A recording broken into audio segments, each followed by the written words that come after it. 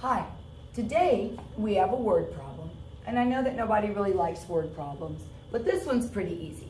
This one says a cylinder-shaped jar has a radius of 6 inches and a height of 10 inches. What is the volume of the jar? So here's a cylinder. It's a fairly large one. It has a circle face or a circle base, another circle base, and then it has the part that goes around. It's actually a rectangle. And for today, we'll use this as kind of our example. So I have this jar, and it says that this jar has a radius of 6, which means from the center of my circle out to the edge is the radius, so that will be 6. It also says it has a height of 10 inches. So this is the height of the container when I set it on its face, which happens to be the circle. So I'm going to draw this so I don't have to hold it.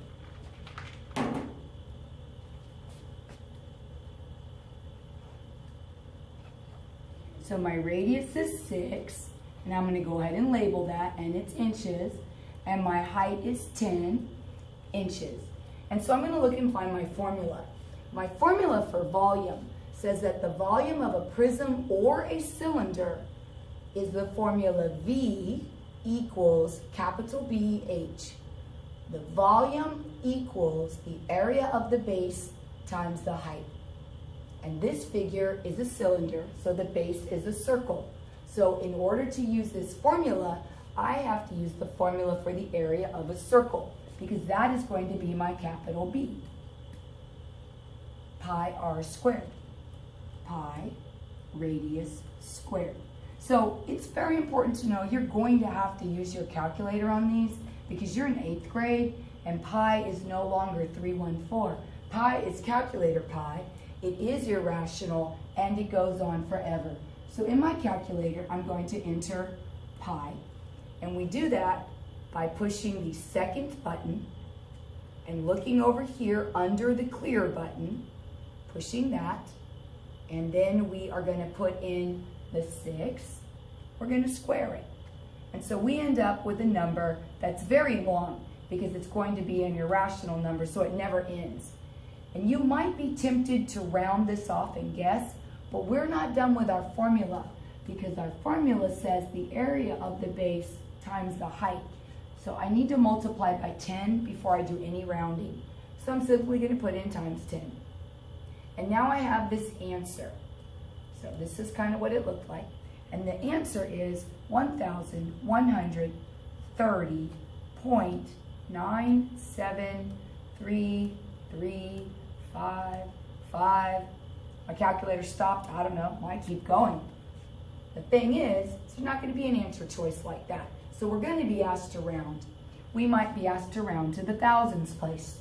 So if we round to the thousands place, we look here. This 3 doesn't change this 3. So if I round to the thousands, this is my answer. If I'm going to round to the hundreds, I look at this 3. This 3 is not more than 4. So this 3 does not change this 7. So now I'm going to talk about the tens. There's nowhere to change this to. It's 9. So this 7 is going to change it, but it doesn't turn it into 1, it turns it into 0. And since it's turning this into 0, the excess goes over here and turns this into 1. And so my answer is 1,131 if I am rounding to the tens. And since it is volume and it is in inches, my answer is going to be in inches cubed. And that's all you have to do. The hardest part of this really is the rounding. So I seriously recommend whatever they're going to tell you to round to, use your calculator. Again, just use your mode button, find your float. I'm going to set this float